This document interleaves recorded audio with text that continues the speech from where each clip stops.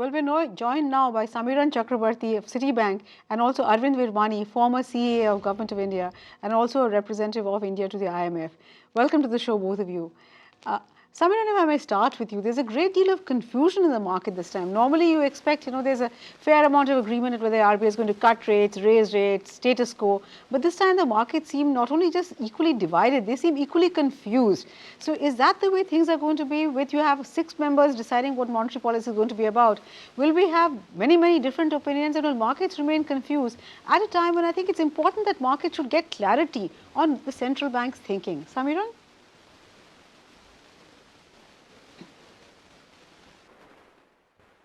Yeah, Mythili, if you look at it, there are two aspects here. One is that the inflation number has just fallen off the cliff very suddenly. So that has made people a bit confused about the future trajectory on inflation, whether this trend can continue forward or this was just a blip. And the second aspect is that you have a new governor and a new MPC setup. So the reaction function of both these individuals and the committee is yet unknown in the market, and the bit of guessing on will go on till market gets more clarity on how the thought process is. So because of these two reasons, I think you are having a divided market this time on whether there will be a policy rate cut in the October policy or not. Arvind, central banks, including the Reserve Bank of India, like to say that they're data dependent. But if you look at central bank actions across the world, including that of the Reserve Bank of India, very often their action is quite divorced from what the underlying data seems to suggest. So clearly, despite all this talks of rules versus discretion and the logic of having an inflation target, finally, when push comes to shove, there is a fair amount of discretion that goes into deciding what way the policy should be. So what is your sense? If we look at the composition of the MPC, we have 3 people who seem to be clearly hawkish. Whatever Urjit Patel might say about not being hawks or doves, and even the earlier governor had spoken about that, and he said that he'd like to be an owl watching over the economic system. But the fact is that very broadly speaking, there are 3 who certainly could be called inflationary hawks, 2 who could be considered, well, partly, 1 considered a dove, and 2 fairly neutral. So how do you think all these people are going to read the data? Because what is important is not the data, but the interpretation of the data. What do you think they're likely to see tomorrow? Arvind, the meeting is already on today. By tomorrow, they'll take a view one way or the other. And 3 of them, remember, are novices to the entire process. Arvind?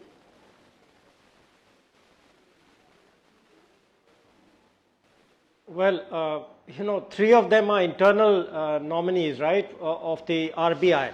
So they will do what the RBI decides. I mean, let's be very frank about it. It's only in very extreme situations where even the other 3 members who are outsiders would tend to go against the governor. I mean, I can tell you personally, I was kind of most often the outlier in the advisory committee, but that was an advisory committee. And theoretically, if I was a member of a MPC, I would also tend to do that. But the important thing here is that an MPC has to function differently from a purely advisory committee, and that means there has to be a real discussion. It's not a one-way street. It's not as if outsiders come in and just give their advice and go home. An MPC means there has to be interaction based on knowledge and thinking and information. So that is the part which we have to see once the minutes are announced, once the policy comes out. We really don't know. Will there be such an interaction? I would presume so, because there is no other way for MPC to function. So 2 points here. One is the exact, the message you were talking about. What is the RBI message with a new governor and a new MPC? We have to wait for the first meeting at least to be able to interpret that. And secondly, one normally would not expect even outside members to vote, so to say, against the governor unless there are very, very strong differences of opinion. So these are kind of the 2 main points. We can pick up some of your other points. Samiran, Arvind seems to suggest that even the outside members are going to hesitate to vote against the RBI's view, and the RBI's view will be an institutional view, so all three of the RBI's internal members will go along with what the governor says or thinks. That is understandable as far as the internal opinion is concerned, but the whole idea of having an independent outside members, in fact the government must be complimented on not taking bureaucrats and not taking politicians. They've taken independent, well-respected academics. The whole idea is that these people would be able to stand their ground and differ. But he seems to feel that it's going to be very difficult for them to differ from the RBI's position. In that case, what use is the MPC? Would you also agree that nothing really much has changed? Is this a change of form, not really of content? Samiran?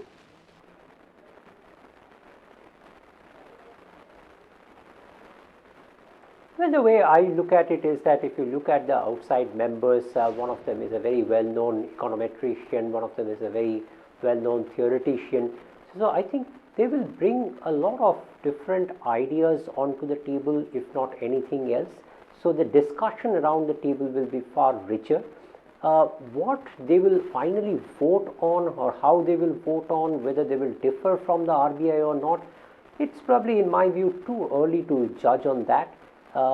We will probably have to wait for those critical policy meetings where there will be a lot of uncertainty and see whether they really vote differently from RBI or not.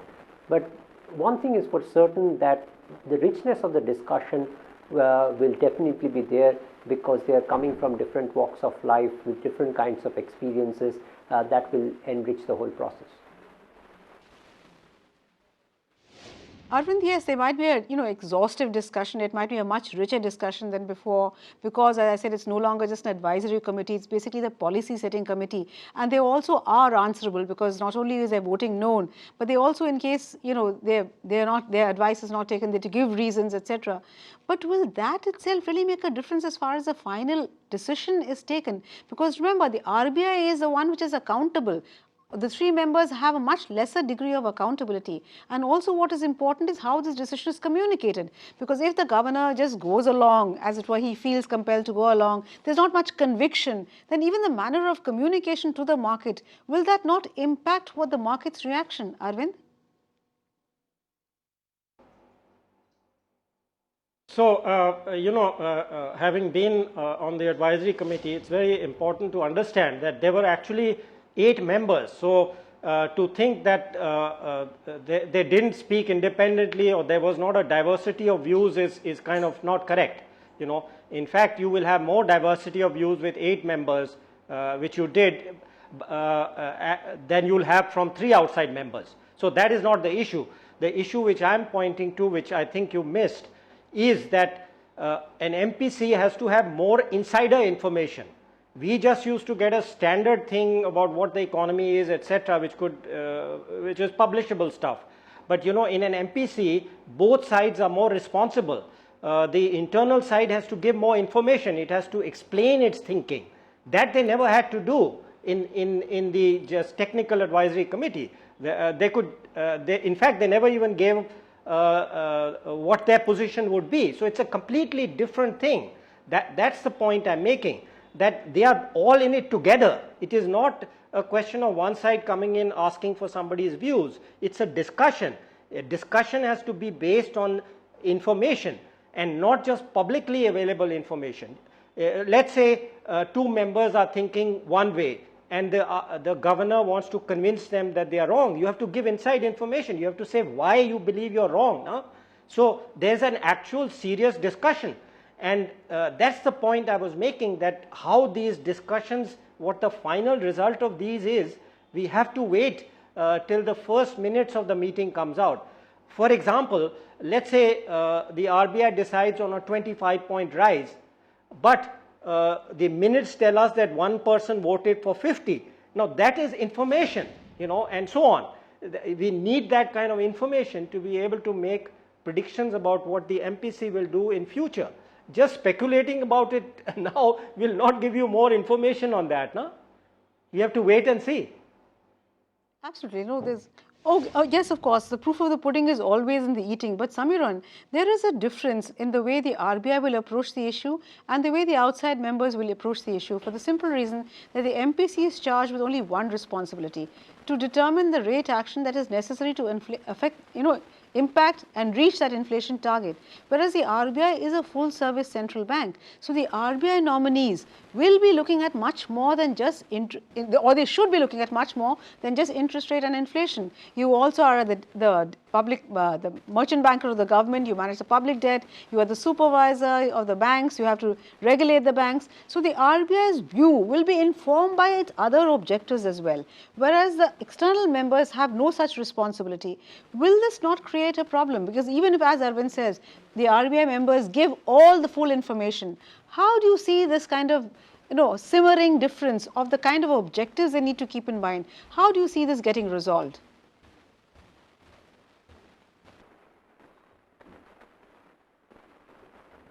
Well, the way the mandate for MPC has been formed, it is quite clearly that inflation has to be kept within the band of 4% plus minus 2%, keeping the objective of growth in mind. That's the broad framework given to them.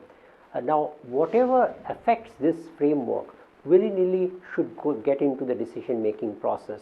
So if you say that the health of the banking system affects growth and should be taken into consideration, I don't see a reason why the MPC would not consider that to be a factor, or for that matter, if at some point of time external developments become very important for either growth or inflation, then the MPC can consider external developments as well. So I don't think it essentially restricts the MPC to look into a smaller subset of variables than what the RBI would be looking at, but their objective is very clearly defined now, and I think they will work towards that objective through all possible data points that are available to them. Arvind, Samiran raised a very valid point that to the extent that it is inflation targeting, keeping in mind the objective of growth, presumably the external members will also look at everything that impacts growth.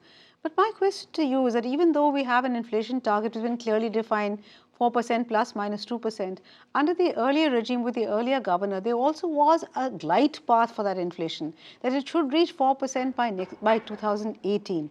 Now, given that this target is valid for 5 years, is that inflation glide path also be taken as sacrosanct, or can we assume that there will be some amount of flexibility in achieving that 4%, which will make a crucial difference to how you decide policy?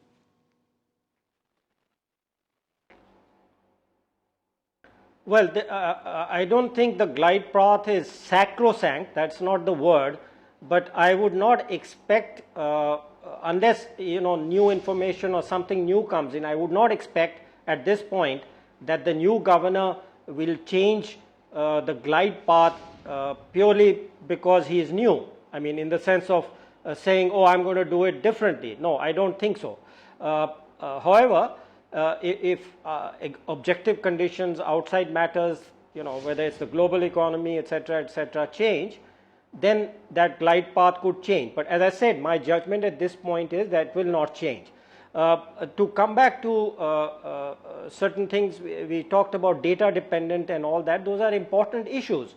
One of the most critical is something I raised in March and which I've also written about, which is that if we, most central banks claim that they are looking 12 to 18 months ahead, trying to make forecasts about that and then decide on policy and its impact. That is the what is presented to the public. No, I'm not sure how many central banks are actually following it. So one of the reasons why I differed with the policy in March was that I made a forecast which as of now is going to be more right than anything that anybody else has made, and on the basis of that I recommended a 50 basis point reduction. But if the markets don't believe that forecast, or if they are going just by current projections, which for the next 3 to 6 months, and I had no problem with that, I was making a 12-month forecast, was the markets, everybody expected inflation to go up. So there is really also an issue of managing the markets. It's not just a matter of interpretation. And now, of course, I'm not saying that everybody should believe my forecast. I'm making a slightly different point. If you have a forecast which nobody believes, then also it could temper monetary policy actions. So this is kind of a third or fourth point that I'm making. You have to also be convincing and credible to the market. So there are all kinds of things which go into the making of monetary policy. Yes, certainly. Central bank credibility is very important, because if the markets are not going to believe you, then there's no way that whatever you say, they will not react the way you wanted them to react. Which brings me to the important issue, Samiran, of communication. Now, the present governor, he's not known to be a great communicator. And at the post policy press conference, that might become an issue, because if the governor is not able to carry the markets with him. Do you think, how significant do you think central bank communication is? Is it merely just saying, giving out the final decision of the committee, or does the central bank also have to convince the market why has this been taken, the decision has been taken, why the decision has been taken, and how do you carry conviction? What price central bank credibility and what price communication, Samiran?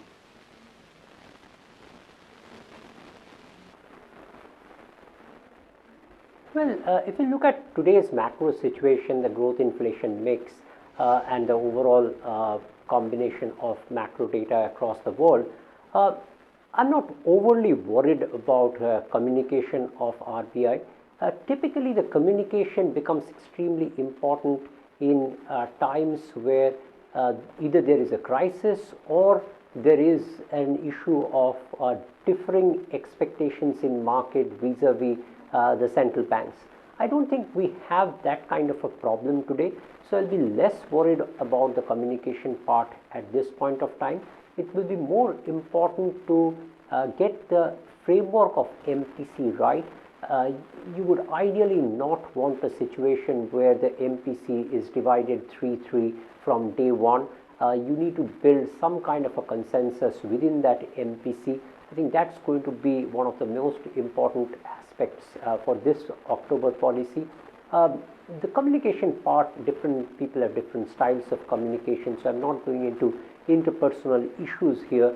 Overall, RBI has done a pretty stellar job of communicating. I don't think the market in the last 3-5 years have really said that there has been lack of communication from the RBI. It has improved over time.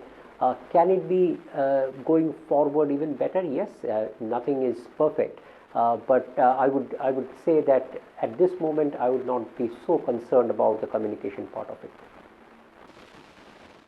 Okay, one quick question before I let both of you go. So Arvind, what are you expecting tomorrow? A rate cut?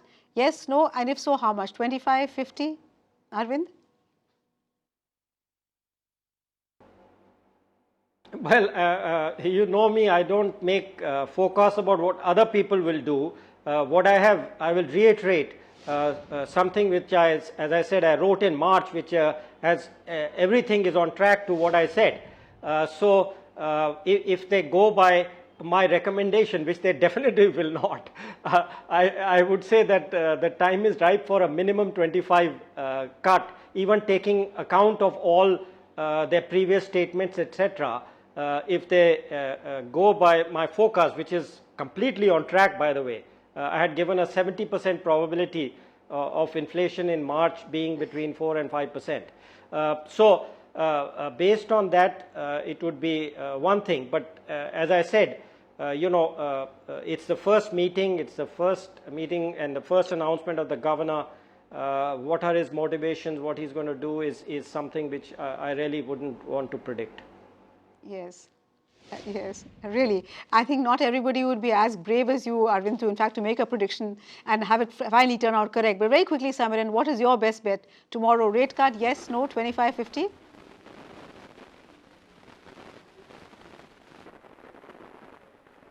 We are going with a 25 basis point of rate cut view. Inflation has come down quite drastically, and over the next 6 months or so, it's likely to be on the softer side. Even with the technical bump of the 7th Pay Commission, we think the March target of 5% is quite safe. RBI should meet it. So this is probably a window of opportunity to kind of front load 25 to 50 basis point of rate cut, given that it can support growth to some extent. But as I said, the reaction function of the new governor and new MPC is always a bit of uncertainty. Needs to be tested, yes. But still we'll go with the 25 basis point rate cut. Absolutely. Okay, so both our experts seem to say that it will be a 25 basis cut, and we'll have to see whether Mr. Virmani, Dr. Virmani's predictive powers continue to hold good for that. But with that, it's come to the end of this program. Thank you so much, both Dr. Virmani as well as Samiran. Thank you so much for joining us.